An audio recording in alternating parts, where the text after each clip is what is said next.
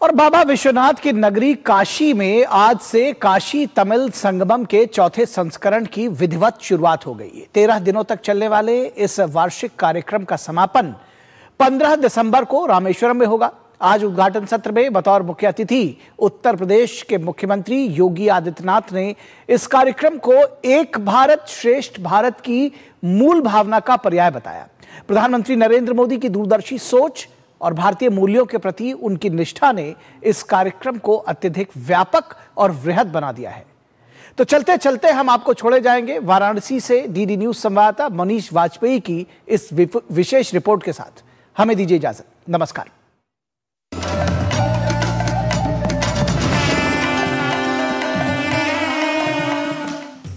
गंगा नदी के पावन तट पर नमो घाट साक्षी बन रहा था एक ऐसे दिव्य कार्यक्रम का जो एक भारत श्रेष्ठ भारत जैसे भावना प्रधान अभियान में प्राणवायु का काम करता है। काशी तमिल संगमम के चौथे संस्करण का आज विधिवत शुभारंभ हो गया। उद्घाटन सत्र में मुख्य अतिथि के रूप में उत्तर प्रदेश के मुख्यमंत्री योगी आदित्यनाथ उपस्थित हुए। उनके साथ मंच पर केंद्रीय शिक्षा मंत्री धर्मेंद्र प्रधान और केंद्रीय सूचना एवं प्रसारण राज्य मंत्री एल मुरुगन उपस्थित रहे। पुदुचेरी के लेफ्टिनेंट गवर्नर कुनियल कैलाश नाथन और तमिलनाडु के राज्यपाल आर रवि की उपस्थिति भी एक भारत श्रेष्ठ भारत की मूल भावना को मजबूत कर रही थी।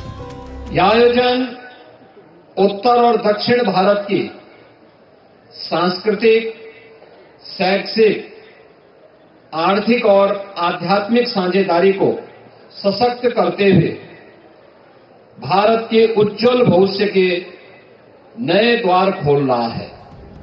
दरअसल काशी तमिल संगमम प्रधानमंत्री नरेंद्र मोदी के व्यक्तित्व और कृतित्व के एक आयाम की परिणति है। साल 2022 में इस कार्यक्रम का पहला संस्करण शुरू हुआ था।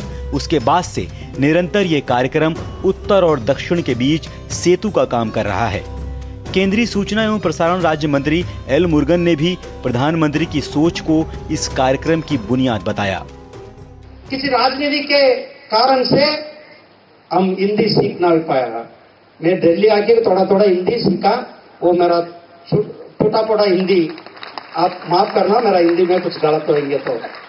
इसलिए अभी इधर हम तमिल सीख रहे। ये बहुत बड़ा एक अवसर भी मिला।